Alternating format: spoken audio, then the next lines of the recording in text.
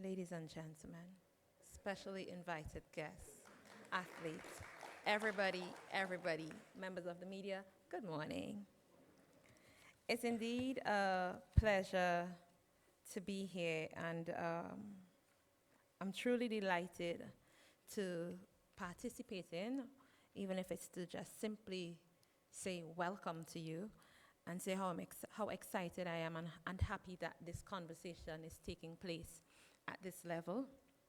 I've been in the Ministry of Sport and Youth Affairs for 1 year, and I've been working along with stakeholders in order to encourage us all to see the other side of sport, which is not just about entertainment, going out there, busting a sweat, having a good time. So I'm happy coming from a trade background, because my background is international trade, had the opportunity to visit and do some internships and so on in Geneva, Switzerland through WTO and WIPO and so on. So it's an opportunity to marry the two. So I'm pleased to see this conversation taking place at this level. And I often say in sport, there's a place for everybody. Everybody in sport, from the athlete to the spectator, to those doing technical work, to those doing the nerd work, like what we're doing here. So, as the Minister of Sport and Youth Affairs, I'm of the view that this workshop will help in creating more public awareness about intellectual property rights, but more so will help to strengthen the intellectual property system for the sport industry in Trinidad and Tobago. Ladies and gentlemen, sport is one of the most unique and dynamic industries in the world, as it has the ability to transcend geographical and cultural borders, as well as influence other industries such as tourism and education. The concept of sport as mere leisure and entertainment is long outdated, as sport has developed into a significant revenue stream and a major contributor to the many global economies. It is certainly a pillar for our country's development and, by extension, our economic expansion and success. Sportsmen and women have also become more commercially prominent, altering existing notions with respect to their financial worth. Players such as Serena Williams, David Beckham, and Usain Bolt, as well as teams as the LA Lakers and Manchester United, have become strong brands that command customer loyalty, premium prices, and propel companies' growth and revenue. We look locally at our very own Brian Charles Lara, the up-and-coming Jereme Richards, Jovin Jones. I am always very fascinated by Dwayne Bravo, his energy, his creativity, and his ability to add value and attractiveness to just about any project that he puts his hands on. Whether you like this athlete or not, when you hear Dwayne Bravo, he captures your attention, you want to follow him, you want to know what's next. So I really salute this athlete for the work that he is doing in remaining relevant and remaining economically important to all of us. Every time CPL comes around, I feel the need to get a new DJ Bravo t-shirt. And when I hear certain songs, I know, okay, CPL is in the air. So he's done a wonderful job in commercializing cricket and his own personality and so on. And I think that's a really good example as to the length and breadth and depth of intellectual property and this unique relationship or marriage that it has or has to happen as it relates to intellectual property or the world of trade, of the knowledge economy and sport.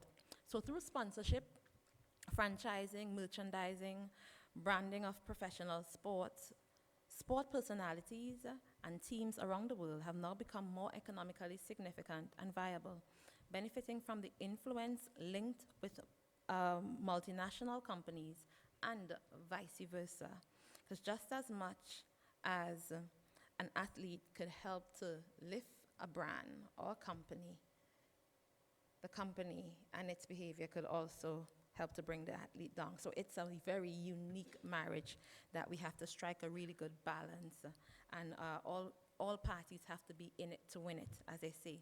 Undoubtedly, sport provides a lucrative and expansive marketplace worthy of investment and support from government, like any other industry. The National Development Strategy for Trinidad and Tobago, 2016 to 2030, or as we say, Vision 2030, identifies the need to create a culture and climate for entrepreneurship and innovation towards creating the economy of tomorrow.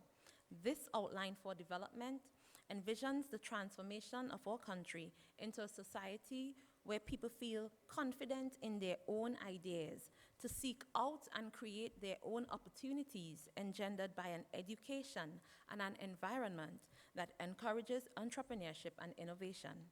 Innovation, ladies and gentlemen, is a powerful engine for the improvement in the quality of life for all people. It is through innovation that we are able to overcome many of the challenges that confront our society, from hunger, food security, crime, productivity, and the list goes on and on and on. The 21st century is the era of the knowledge economy, and any country that has the capacity to promote innovation and strike the right balance. Again, I say strike the right balance, because coming from the perspective of being a developing country, oftentimes we think that it's just about protection, protection, protection.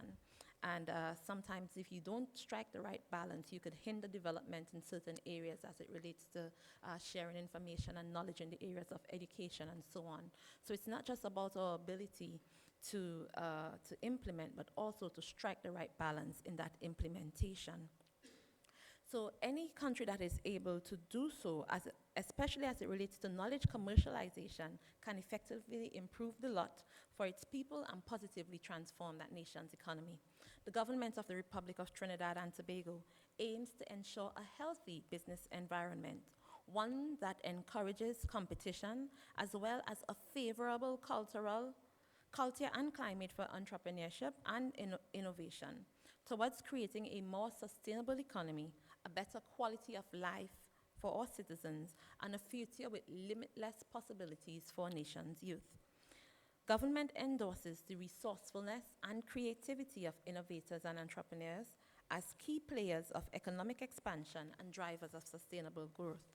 As such, the government has a duty to shield these stakeholders and promote the protection of their intellectual property by ensuring that our IP system is properly developed, instituted, and effectively enforced, thus promoting healthy competition among entrepreneurs in an environment that is regulated, secure, and safe.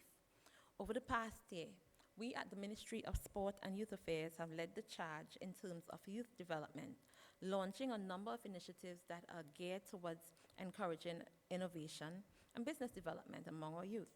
We have also partnered with many stakeholders to host world-class events.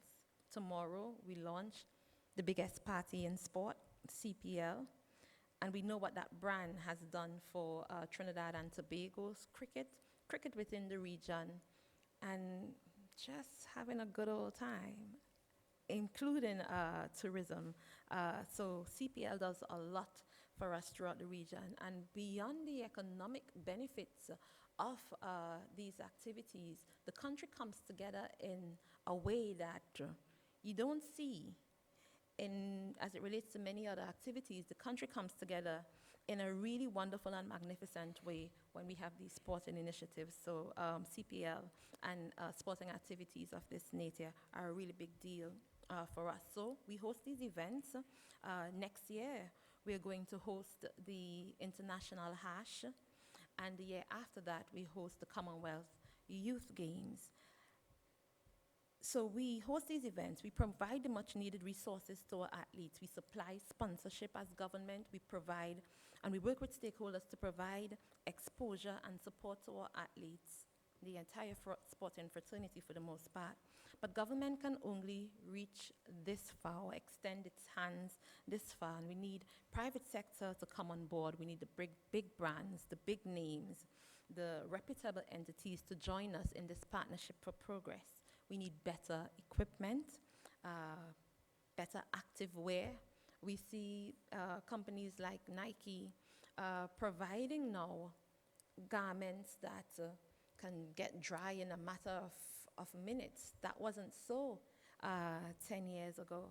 And I would have done some research and saw how technology and innovation would have gone a long way in providing different equipment and innovation so differently able athletes could participate in a wider number, a larger number of races. Technology and innovation has also created a better way for us to not just participate in sport, but to enjoy sport and feel like we're all a part of it. Therefore, supporting our Sport for All initiative as it relates to getting everybody on board in some way or the other, whether you're participating, you're volunteering, or simply being a good spectator and making that investment. So this workshop is taking place at an opportune time. And I want to segue a little bit because I was telling a friend of mine who is at the executive level at an international sporting organization. I said, well, this morning I have to address this forum on intellectual property in sport, and they just couldn't understand intellectual property and sport. So I had to go into explaining the difference as it relates to what technology has done, as it relates to activewear, as it relates to equipment, as it relates to even broadcasting. So he got the whole gist of it when I say, you pay more money to advertise while the NFL is playing rather than when it's not. And that is what helped to bring it home. So even the media, broadcasting, and everybody involved in that fraternity of sport have a critical role to play as it relates to broadcasting rights and spreading awareness and so on. So I'm excited that this is taking place right now, and I think it is taking place at an opportune time. As the Ministry of Sport and Youth Affairs and its agencies, we seek to expand and improve our sport development agenda, to strengthen our network and our relationship with stakeholders, and to showcase the many avenues of personal development, professional development, income creation, and wealth generation through sport. It is imperative that we sensitize all stakeholders, especially our national governing bodies, on mainstreaming intellectual property rights in their operation and sporting activities, therefore enhancing their ability to attract sponsorship, become more marketable, and improve opportunities for our nation's athletes.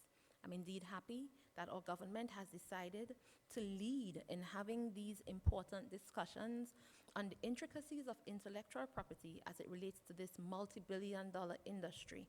Our challenges are many, but our possibilities are countless. It is for that reason that I am hopeful, excited, and eager. I anticipate a day or 2 days of fruitful discussion, and most importantly, I look forward to timely action and effective implementation.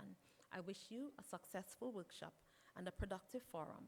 May God bless you, and may God richly bless a beautiful nation. I thank you.